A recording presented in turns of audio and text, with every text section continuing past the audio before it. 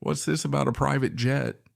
Sophia's voice quavered, her eyes wide as Judy Leslie stepped onto the Atlanta tarmac, her emerald dress shimmering, her 4 children trailing in vibrant kente cloth. Mark said you were just a poor black girl. Judy's smile was steel, her gaze unwavering, as she led her family from the jet's sleek embrace, each step a defiance of the past. 5 years ago, Mark stole her sketches, her savings, her dreams, leaving her broken. Now, invited to his wedding to humiliate her, Judy arrives not as a victim, but a queen. This is her story, a journey from betrayal's ashes to a triumph of art, love, and unyielding strength. If you love it, don't forget to subscribe and like for the next story. Judy Leslie's pencil quivered, a fragile extension of her trembling hand as it hovered over the sketchbook's open page. The attic apartment in Atlanta exhaled dust and despair, its single bulb flickering like her own faltering resolve.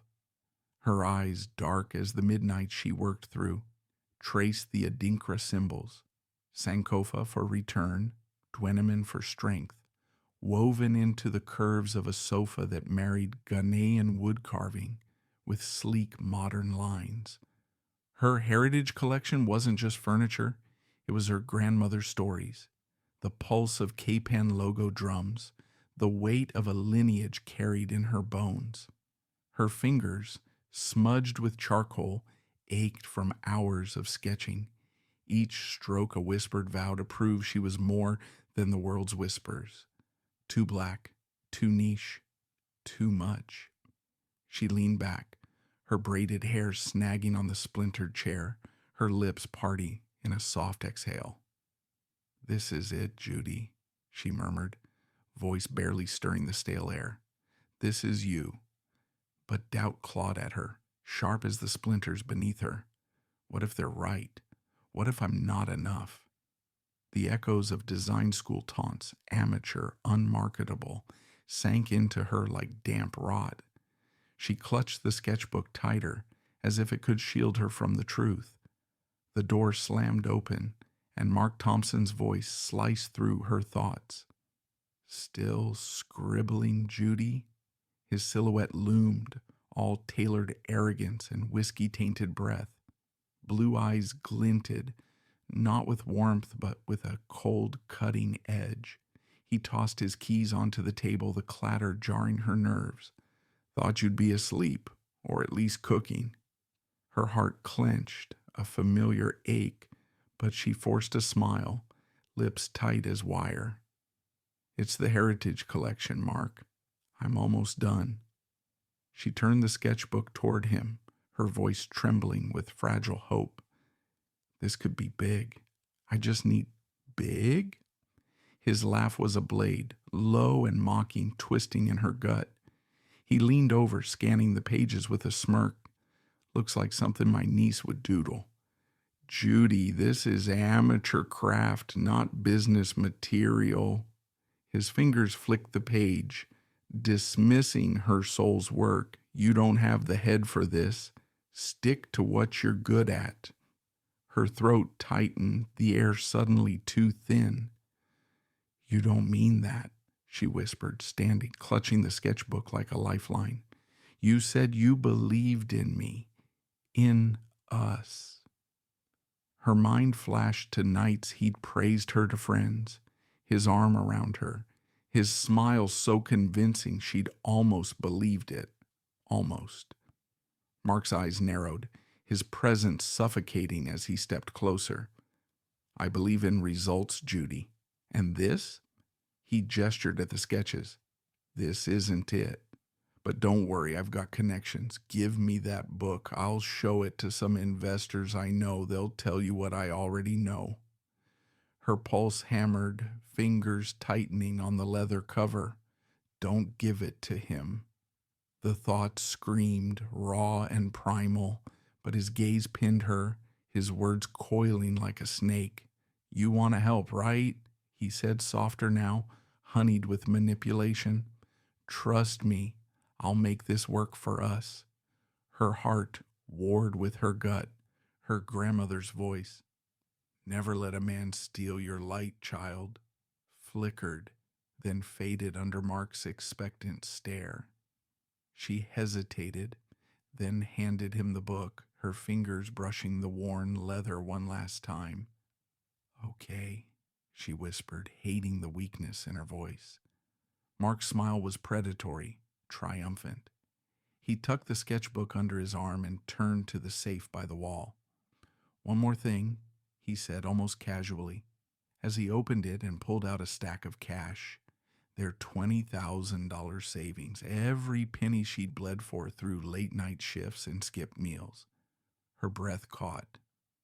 "What are you doing?" He didn't look at her. "Taking what's mine." His voice was flat, final. "We're done, Judy. I need a woman who can keep up, not some dreamer chasing fairy tales." He zipped his jacket, the sound slicing through her. "You'll never be anything without me." The words landed like a fist, stealing her air. She stood frozen, the attic spinning. "Mark, wait." Her voice cracked, desperate. But he was already at the door, the sketchbook and money clutched in his hands. "You can't just—" "I just did." He turned, his face a mask of indifference. "Good luck, Judy." The door slammed, and the silence that followed was louder than any scream. She sank to the floor, hands trembling, chest heaving with sobs she couldn't release. The attic closed in, the bulb flickering like her fading dreams. He took everything, her sketches, her savings, her hope. Her fingers grazed the empty table and she saw her grandmother's face, heard her voice. "You are enough." But the words felt hollow, drowned by Mark's venom. She curled into herself, the cold floor biting through her thin shirt. What if he's right? The thought clawed, relentless, but beneath the pain a spark flickered, small, stubborn, refusing to die. She didn't know how, didn't know when, but she would rise. She had to. Judy stared at the attic door, tears drying on her cheeks. Tomorrow she would pack her bags and leave for Chicago, to her parents' house, to a life she couldn't yet see. But tonight, she was broken, and the weight of that truth was heavier than the dust settling around her, heavier than the dreams she'd lost. Judy Leslie's reflection stared back from the cracked mirror in her childhood bedroom, a stranger with hollow eyes and a face carved by grief. The Chicago house creaked under the weight of her parents' quiet concern, their whispers trailing her like shadows. She hadn't spoken much since Atlanta, since Mark's betrayal left her hollowed out, a husk of the woman who'd once dreamed in Adinkra symbols. Her hands, once alive with charcoal, now lay limp, heavy with the weight of failure. He was right, she thought, her chest tightening. "I'm nothing without him." The words coiled in her mind, venomous, relentless, as she curled beneath the faded quilt, willing the world to disappear. Days bled into weeks, each one a gray blur of sleep and silence. Her mother's gentle knocks, her father's offers to fix her favorite jollof of rice, went unanswered.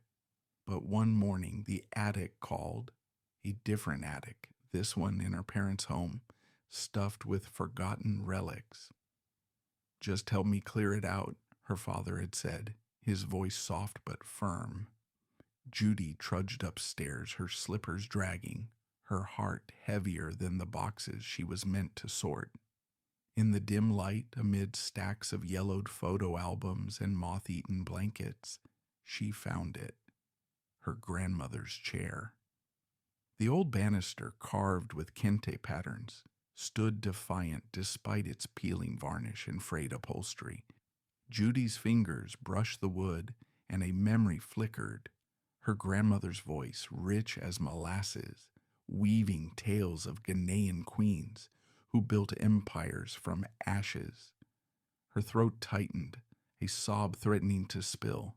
"You are enough," she'd said, but was she? She dragged the chair to the center of the attic, dust swirling like ghosts. Without thinking, she grabbed sandpaper from her father's toolbox, her hands moving before her mind could catch up. The rasp of sandpaper against wood was a rhythm, steady, grounding. Each stroke stripped away the chair's scars, and with them, a fraction of her own.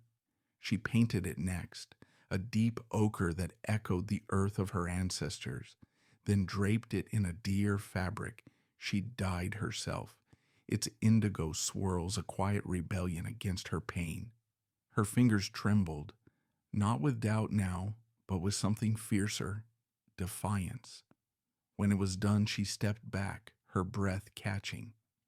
The chair wasn't just restored, it was reborn, a testament to a strength she'd forgotten she had. On impulse, she snapped a photo before and after and posted it to Instagram, her fingers hesitating over the caption, "From broken to beautiful. African heritage design." She hit post, then tossed her phone aside, expecting nothing. But by evening, her screen glowed with notifications, hundreds of likes, shares, a comment from a designer she'd admired for years. "This is art. Tell us your story." Her heart stuttered. My story? She didn't have one, not one worth telling. But then a message pinged from a man named Daniel Sterling. "I'm an architect," it read. "Your chair stopped me mid-scroll. What's the story behind it?" Judy's first instinct was to ignore it. Men with smooth words had burned her before, but something in his tone, earnest, curious, made her pause. She typed back, cautious, "It's just a chair, my grandmother's. I fixed it." His reply came fast. "It's not just a chair, it's a statement. Can we talk?" They did for hours, his voice warm through the phone, steady as the wood she'd sanded.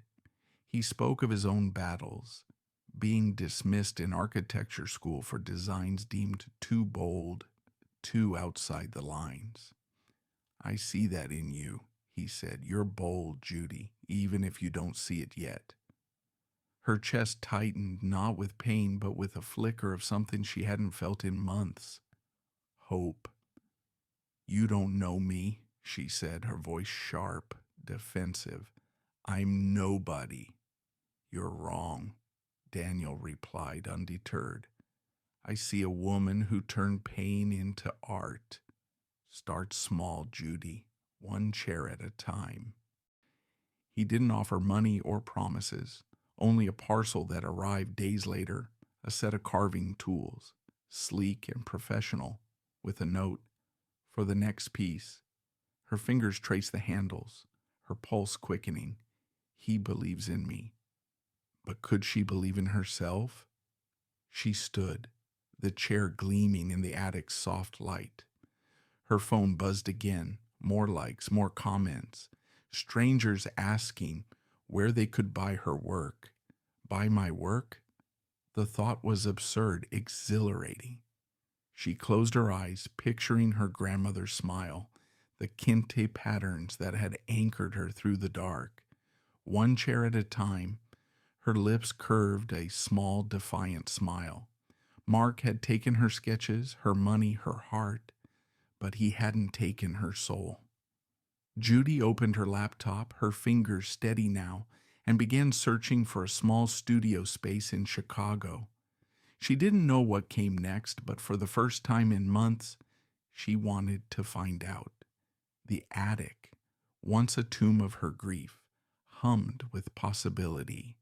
She wasn't whole, not yet, but she was moving, one stubborn step at a time, toward something new.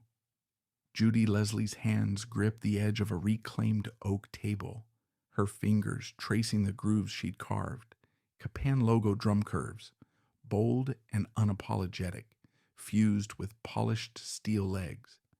The Chicago studio, a cramped warehouse corner she'd leased with her last savings, smelled of sawdust and possibility. Her heart thudded, not with fear now, but with a fire that flickered stronger each day. One chair at a time, Daniel's words echoed, grounding her as she faced the blank canvas of her future. But doubt lingered, a shadow in her chest. What if I fail again? She pushed it down, her jaw tight, and picked up her carving tool. The studio dubbed Renaissance Interiors was her rebellion against Mark's venom, a declaration that she was more than his discarded dreamer. Her first commission, a bookshelf for a local cafe, came through Daniel Sterling, whose warm voice and steady gaze had become her anchor.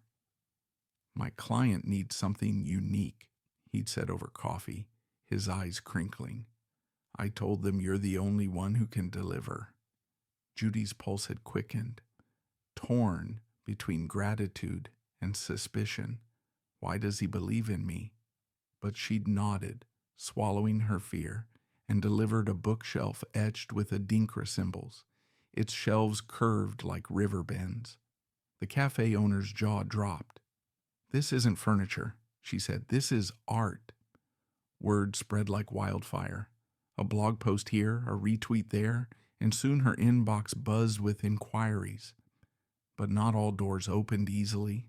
At a meeting with a hotel magnate, a white man in a crisp suit, Judy felt his gaze linger, not on her designs, but on her. "You're sure you can handle a project this big?" he asked, his tone dripping with doubt. "We need quality, not just creativity." Her stomach churned, the old taunts, too black, too niche, resurfacing. She straightened, her voice steady. "Let me show you." She unrolled a sketch of a lobby table, its kente-inspired inlays gleaming under imagined chandeliers. His skepticism cracked, and she left with a contract clutched in her trembling hands. Daniel was there, always, not as a savior, but a partner. Their late-night work sessions blurred into something deeper, shared sketches, shared silences, shared dreams. One rainy evening, as they pored over a blueprint for a client's office, their fingers brushed over the paper. Judy froze, her breath catching. Don't trust too fast. But Daniel's eyes, warm as the ochre she painted with, held no deceit. "I don't just love what you make, Judy," he said, his voice low, raw. "I love how you make everything, my world included, more beautiful." Her heart stumbled, a wall crumbling. She wanted to speak, but her throat closed and she only nodded, her fingers curling into his. The studio grew, a second-hand lathe joined by a new hire, Lila, a young black woman with a quick laugh and a knack for upholstery. Judy saw herself in Lila's hungry eyes, and teaching her felt like passing a torch. "Don't let anyone tell you what you can't do," Judy said one day, watching Lila weave A-dyer fabric. Lila grinned. "Like you, boss?" Judy laughed, the sound foreign but free. Then came the article, Architectural Digest, called wanting to feature Renaissance interiors. "You're the new voice in design," the reporter said, her voice crackling through the phone. "Your African heritage, your story, it's resonating." Judy's chest tightened, not with doubt, but pride. She stood in her studio surrounded by half-finished pieces, a chair with Sankofa carvings, a table inspired by Ghanaian stools, and felt her grandmother's presence. "You are enough." For the first time, she believed it. The wedding came as naturally as the seasons. Judy and Daniel stood in the studio, transformed for one night into a sanctuary of kente cloth and jasmine flowers. Her dress, ivory with Adinkra embroidery, hugged her like a promise kept. Daniel's hand trembled as he slipped a ring onto her finger, his vow simple, "I'll build with you, always." Judy's eyes stung, not with pain, but with a joy so fierce it scared her. This is real. The guests, her parents, Lila, a few loyal clients cheered, their voices a chorus of new beginnings. As the night ended, Judy stood alone in the studio, her bare feet cool against the concrete. The article's proofs lay on her workbench, her name in bold, Judy Leslie, Renaissance woman. She traced the letters, her heart full but not fearless. What if this is too good to last? Mark's voice still haunted her, a ghost she couldn't quite banish. But Daniel's hand found hers, grounding her. "You did this," he said, "and you're just getting started." She smiled, her fingers tightening around his. The studio hummed with life, her empire, built from the ashes Mark had left behind. But as she turned off the lights, a shadow flickered. A package waited at the door, its gold-embossed envelope gleaming. Her name was scrawled in a hand she knew too well. Her breath caught, her pulse racing. Mark. The past wasn't done with her yet. Judy Leslie's laughter mingled with the clatter of wooden blocks, her studio now a chaotic symphony of life. Sunlight streamed through the windows of Renaissance Interior Chicago showroom, glinting off a table inlaid with adinkra symbols, Sankofa, Nyamedua, strength reborn. Her hands, once trembling with doubt, now steadied a sketchpad as she balanced work and the whirlwind of motherhood. Kofi's tiny fingers smeared paint on her jeans. Amma's giggles echoed. Nia demanded a story, and Kwame, ever the mischief maker, toppled a tower of fabric swatches. Judy's heart swelled, a fierce, unfamiliar joy that made her chest ache. This is mine, a life she'd built, piece by stubborn piece, from the ashes Mark left behind. The Quadruplets, 2 boys, 2 girls, each a miracle after Mark's cruel taunts of her uselessness, had arrived like a storm, upending her world with love. She remembered the hospital room, Daniel's hand gripping hers, his voice breaking. "Look at them, Judy. Look at us." Their names drawn from Ghanaian roots, Kofi for born on Friday, Amma for Saturday, Nia for purpose, Kwame for strength, were her vow to her heritage, her grandmother's legacy woven into their very beings. Now at 3 years old, they ruled her heart and her showroom, their laughter a counterpoint to the hum of her empire. Renaissance Interiors had soared beyond her wildest dreams. The showroom, a sleek space of reclaimed wood and vibrant A-Dyer fabrics, buzzed with clients, hotel magnates, celebrities, even a Hollywood actress who'd ordered a dining set inspired by Ghanaian stools. Architectural Digest had crowned her the new voice of design, her story of resilience splashed across glossy pages. Judy's fingers twitched, remembering the weight of her first carving tool, the one Daniel had sent. Now her designs graced 5-star lobbies, each piece a testament to her refusal to be small.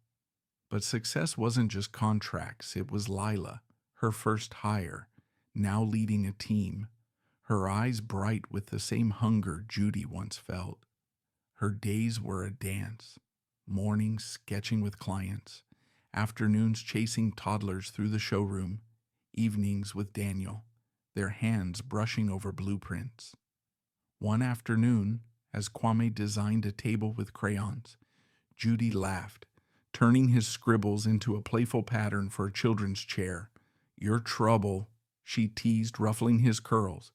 He grinned, all dimples, and her heart clenched. How did I get here? From a dusty attic to this? A family, a legacy, a name that echoed beyond Chicago. The house they'd built helped. Judy had designed every inch, blending reclaimed oak with Kenti-inspired textiles, the walls alive with her heritage. Dinner was a ritual. Jollof rice steaming, The kids chattering about their day, Daniel's warm gaze anchoring her. One night, as Nia asked why the table had funny shapes, Judy knelt, tracing the Sankofa symbol. "It means we learn from the past," she said, her voice soft. "It means we're stronger for it." Her eyes met Daniel's, and his smile said what words couldn't. "You're enough." The doubt that once gnawed her, Mark's voice whispering, "You'll never be anything," had faded to a faint echo, drowned by love. But love didn't erase memory. Some nights alone with her sketches, Judy's fingers would pause, her mind drifting to Mark's betrayal, the sketchbook stolen, the $20,000 gone, the words that cut deeper than any knife. She didn't hate him anymore. She was grateful in a twisted way. His cruelty had forced her to rise. Still, her shoulders tensed as if waiting for the past to strike again. "It's over," she told herself, her pencil moving faster, carving defiance into every line. Then it came. A gold-embossed envelope slipped under the showroom door, her name scrawled in Mark's sharp hand. Judy's breath hitched, her fingers cold as she opened it. A wedding invitation marked to Sophia, daughter of a furniture empire, a rival peddling soulless, mass-produced designs. A handwritten note curled inside. "Come see what real success looks like, Judy." Her pulse raced, anger flaring hot and sharp. He wants to gloat. She saw him in her mind, smirking, tailored, his blue eyes cold as ever. Her first instinct was to tear the card to shreds, to let the past stay buried. She showed it to Daniel that night, her voice tight. "He's mocking me. He thinks I'm still that broken girl." Daniel's jaw clenched, but his eyes were steady. "He's wrong. You're not her anymore. Go, Judy. Show him who you are now." His words stirred something fierce in her, a need not for revenge, but for closure. She nodded, her fingers tracing the invitation's edge. "We'll go. All of us." She stood, the showroom quiet now, the kids asleep upstairs. The invitation lay on her desk, a challenge, a dare. Her eyes fell on a wooden box she'd crafted, a gift for the wedding, carved with a adinkra symbol for strength. Let him see. Her heart pounded, not with fear, but with purpose. Mark had invited her to his stage, expecting a broken woman. He'd see a queen instead. Judy Leslie's fingers trembled as she held the gold-embossed invitation, its sharp edges biting into her skin, like a memory she'd tried to bury. The Chicago showroom of Renaissance interiors hummed around her, Lila directing a delivery, the scent of polished wood mingling with coffee. But the world narrowed to Mark Thompson's scrawled words. "Come see what real success looks like, Judy." Her pulse thudded, a hot flare of anger searing her chest. She saw his smirk, those cold blue eyes, the way he'd walked out with her sketchbook and her future. "He thinks I'm still broken." Her jaw tightened and she set the card down, her hands steadying as if gripping her own resolve. She paced the showroom, her boots clicking against the oak floor, her reflection flickering in a mirror framed with kente patterns. The invitation wasn't just a taunt, it was a gauntlet. Mark, now engaged to Sophia, heiress to a furniture empire churning out soulless designs, wanted to parade his triumph. Judy's mind raced, pulling up snippets from industry gossip. Mark's company, built on her stolen sketches, had landed contracts with chain hotels. His name splashed across trade magazines. "He's using my work to mock me." Her stomach churned, the old wound splitting open. "You'll never be anything without me." His voice echoed, unbidden, and her fingers curled into fists. "Judy?" Lila's voice broke through, her brow furrowed. "You okay? You look like you're about to burn a hole in the floor." Judy forced a smile, but it felt brittle, like cracked varnish. "Just an old ghost," she said, holding up the invitation. Lila's eyes widened, scanning the card. "Mark Thompson? The guy who—" She stopped, her lips pressing tight. "What's he want?" "To gloat," Judy said, her voice low, raw. She sank into a chair, its a dire upholstery cool against her skin. "He's marrying some heiress. Thinks he can rub it in my face." Her eyes stung, not with tears, but with a fury she hadn't felt in years. "He doesn't know me anymore." But doubt crept in, cold and insidious. What if showing up only proved she still cared? What if he saw through her, saw the girl who'd crumbled in that Atlanta attic? Daniel found her that evening, the kids tucked into bed, their laughter still echoing in the house. She showed him the invitation, her voice tight. "He's daring me to come, Daniel, to show everyone I'm still nothing." Her fingers traced the Sankofa carving on their dining table, grounding her. Daniel's eyes, warm as cedar, darkened with quiet anger. "He's wrong, Judy. He invited you to his stage thinking you'll play the fool, but you're not that woman anymore." He leaned closer, his hand covering hers. "Go. Show him who you are now, not for him, for you." Her breath caught, his words slicing through her doubt like a blade. "For me." She saw it then, not revenge, but closure, a chance to sever the last thread tying her to Mark's cruelty. "We'll go," she said, her voice steady now, fierce. "All of us." Daniel's smile was slow, proud. "That's my queen." The next days were a whirlwind of planning, each step a defiance of Mark's taunt. Judy stood before her closet, her fingers brushing a green emerald dress, its dire accents shimmering like her reclaimed strength. Not white, that's petty, she thought, a wry smile tugging her lips, but bold. She chose outfits for the kids, Kofi, Ama, Nia, Kwame, in kente-inspired fabrics, their brightness a testament to the life she'd built. Daniel arranged a private jet, a favor from a client whose penthouse Judy had designed. "It's not just about arriving," he said, his voice low. "It's about owning the moment." She crafted a wedding gift, a wooden box, its lid carved with the adinkra symbol for strength, a subtle jab at Mark's weakness. Let him open it and see. Her hands worked with precision, each cut a reclamation of the sketches he'd stolen. But late at night, alone in her studio, doubt crept back. What if he laughs? What if they all do?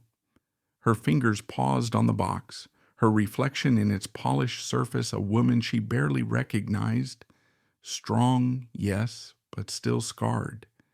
She closed her eyes, picturing her grandmother's face, her voice. "Your light can't be stolen unless you let it." The morning of their departure, Judy knelt before her children, adjusting Nia's dress. "You ready for an adventure?" she asked, her voice soft but steady. Nia grinned, her curls bouncing. "Is it a castle, Mommy?" Judy laughed, the sound easing the knot in her chest. "Something like that." She stood catching Daniel's gaze across the room, his nod a silent vow. "We're with you." As they boarded the jet, Judy's heart pounded, not with fear but with purpose. Mark had invited her to his wedding to gloat, to prove she was nothing, but she wasn't the broken girl he'd left. She was a mother, a designer, a queen. The jet's engines roared, lifting them toward Atlanta, toward a reckoning she hadn't sought but wouldn't avoid. Her fingers tightened around the carved box, its weight a promise. He'll see. Judy Leslie's breath caught as the private jet's door hissed open, Atlanta's humid air rushing in like a memory she'd fought to forget. Her emerald dress clung to her skin, its dire accents shimmering under the tarmac's floodlights, a silent declaration of her reclaimed power. Behind her, Daniel's steady hand guided Kofi and Ama, while Nia and Kwame clutched her skirt, their kente-inspired outfits bright as sunflowers against the night. Judy's heart pounded, not with the fear that once chained her, but with a fierce resolve. Mark wanted a spectacle. I'll give him one. Her fingers tightened around the carved wooden box. It's a Dinkra symbol for strength, heavy with intent. The limousine ride to the hotel was a blur, the kids' chatter. Nia asking if the chandeliers were princess lights. Kwame fiddling with the window controls, grounding her. Daniel's gaze met hers in the dim light, his nod a quiet vow. You've got this. But her stomach twisted, the ghost of Mark's voice, you'll never be anything, slithering through her mind. She straightened, her jaw tight. Not tonight. The past wouldn't write her story anymore. The hotel loomed, a glass and marble monolith, its ballroom spilling light and laughter.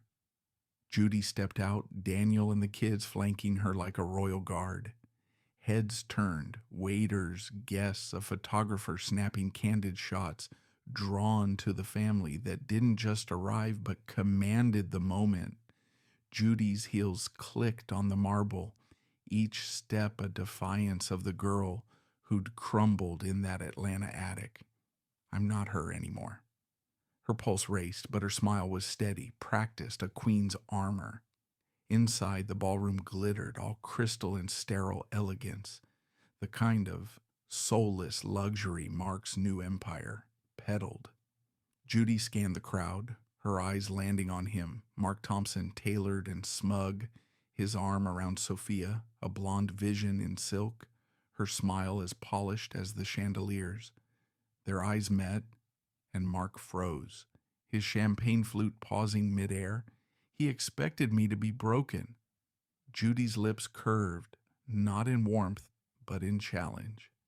She crossed the room, Daniel and the kids trailing, the crowd parting like a sea. Judy, Mark said, his voice faltering, betraying the smirk he tried to summon. You came.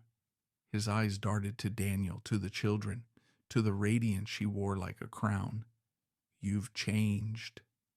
Time does that, Judy replied, her voice smooth as polished oak. She handed him the wooden box, its carved symbol glinting. A gift for your new start. Her words were honeyed, but her eyes were steel. Sophia's smile tightened, her gaze flicking from Judy to the kids, then back to Mark, a flicker of unease in her polished facade. Naya, tugging Judy's dress, piped up, her voice clear as a bell. Mommy makes the best tables, better than anybody. The crowd chuckled, a ripple of warmth breaking the tension. Mark's jaw twitched, his fingers tightening on the box. Still doing your little crafts, then? He said, his tone laced with mockery. Can't compete with the big leagues, Judy. She didn't flinch. Craft, she said, her voice low, deliberate, is what gives a piece soul. You'd know that if you valued anything real. The words landed like a slap, and Mark's eyes narrowed, but before he could retort, Sophia interjected, her voice high, forced. What a diverse family you have. How charming. Her smile was brittle, her eyes darting to Daniel, to the kids, calculating. 4 miracles, Judy said, her hand resting on Kwame's shoulder. More than I ever dreamed possible. The words were for Sophia, but they cut Mark deeper, his face paling as he remembered his cruel taunts about her uselessness. The crowd murmured, sensing the undercurrent, and Judy felt a thrill, not of vengeance, but of power. He can't touch me now. Daniel's hand brushed her back, a silent anchor. We're just here to celebrate, he said, his voice calm but edged, his eyes locked on Mark. The tension hung thick, a storm brewing beneath the ballroom's glitter. Judy handed Sophia her card, Renaissance Interiors, embossed in gold. "If you ever want something unique," she said, her smile serene. Sophia took it, her fingers trembling slightly as if sensing the weight of Judy's triumph. They moved to their table, the kids' chatter, Kofi asking about the fancy cups, lightening the air. But Judy's pulse didn't slow. She felt the eyes on her, the whispers weaving through the crowd. Who is she? Mark's ex? Those designs. Her fingers grazed the tablecloth, her mind racing. Mark's taunt, his invitation, was meant to humiliate her, to prove she was nothing. But standing here, surrounded by her family, her legacy, she was everything he'd never be. As the band struck up, Judy glanced at Mark across the room. His smile strained as he greeted guests. He's rattled. Her heart thudded not with fear but with anticipation. This wasn't over. The box she'd given him was a promise, a seed planted for a reckoning she hadn't planned, but now welcomed. She leaned into Daniel, her voice a whisper. "This is just the beginning, isn't it?" He squeezed her hand. "Let him try to keep up." The music swelled, and Judy's eyes gleamed, ready for the storm to break. Judy Leslie's fingers curled around her wine glass, the stem cool against her skin, as the ballroom's chatter swelled like a gathering storm. The Atlanta hotel glittered with false warmth, its chandeliers casting shadows that danced across Mark Thompson's smug face. He stood at the head table, his tailored suit pristine, his voice booming through the microphone with practiced charm. Judy's pulse thrummed, a steady drumbeat of defiance as she sat with Daniel and their 4 children, their kente-clad presence a quiet rebellion against the sterile opulence around them. Mark's eyes flicked toward her, a glint of triumph in them, and her stomach twisted. He thinks he's won. Her jaw tightened, the carved box she'd gifted him, a silent challenge, burning in her memory. Mark's speech began, all polished platitudes about love and ambition. Then his tone shifted, sharp as a blade. "Success," he said, his gaze lingering on Judy, "comes from vision, from cutting away what doesn't fit, old ideas, old baggage." The words were a dart aimed at her heart. The crowd shifted uneasy, sensing the venom beneath his smile. Judy's breath hitched, her fingers trembling. "He's talking about me." The old wound flared. Mark's voice in that dusty attic, "You'll never be anything." But she forced her eyes to stay locked on his, her spine rigid. Daniel's hand found hers under the table, his grip steady. "He's digging his own grave," he whispered. She nodded, her heart racing not with fear but with a fire she hadn't felt since she rebuilt herself. Weeks ago, Daniel had found her scanned sketches, a digital ghost of the book Mark stole. They'd compared them to his company's catalog, every curve, every adinkra symbol stolen. Judy hadn't planned to use them, not like this, but Mark's taunt, his invitation, had changed the game. "He wants a stage. I'll take it." As Mark stepped down to applause, Judy stood, her emerald dress catching the light like a beacon. "May I say a few words?" she called, her voice clear, cutting through the murmurs. The MC hesitated, glancing at Mark, whose smile faltered. "Of course," he said, recovering, but his eyes were wary. Judy crossed the room, her heels clicking, each step a declaration. The crowd watched, their whispers a low hum. Nia's small voice piped up from the table, "Go, Mommy," and a ripple of laughter eased the tension, but Judy's focus was razor sharp. She took the microphone, her hand steady despite the storm in her chest. "I want to congratulate Mark and Sophia," she began, her voice warm but edged, like polished wood with a hidden grain. "Mark taught me something invaluable years ago." She paused, letting the words hang, her eyes meeting his. "He taught me what I'm capable of when someone tries to break me." Mark's face tightened, his knuckles white around his glass. Sophia shifted, her smile frozen, sensing the shift in the air.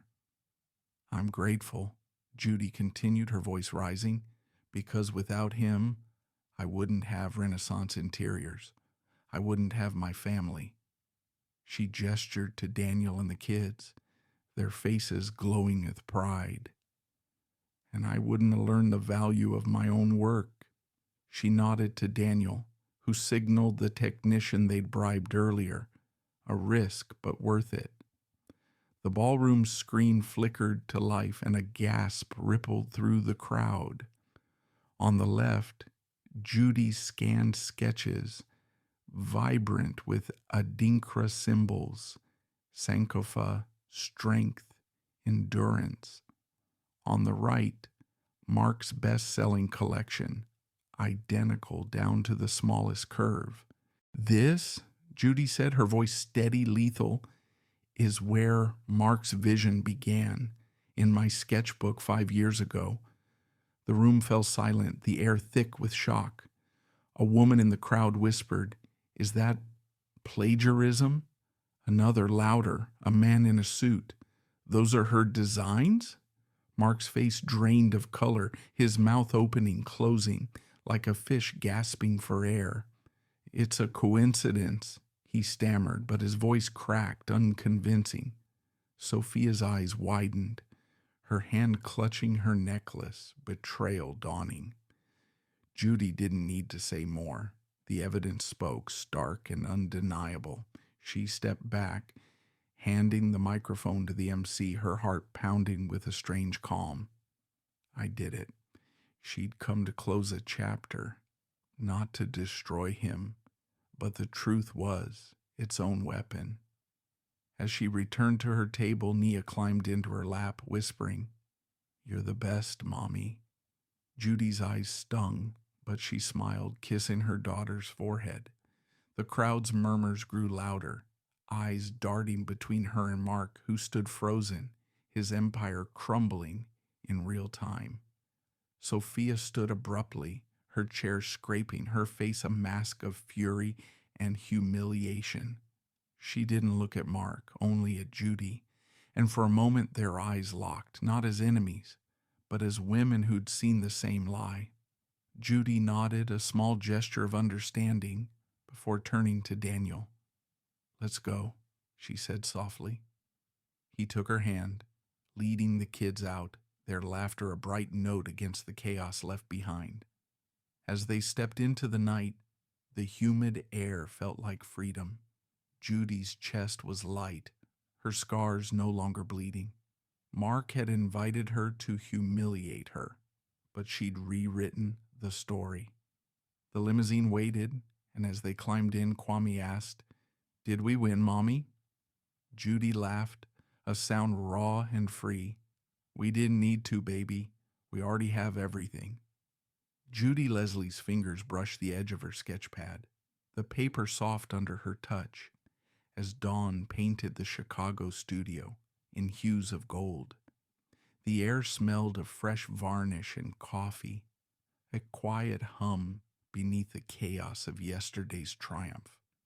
Her heart still raced, replaying the ballroom's stunned silence, Mark's ashen face, the screen blazing with her stolen sketches. She'd walked out of that Atlanta hotel not just whole, but unbreakable, her family's laughter echoing louder than the crowd's murmurs. Yet now in the stillness a tremor lingered, not fear, but the weight of what she'd done. "I didn't destroy him," she thought, her jaw tight. "I just set the truth free."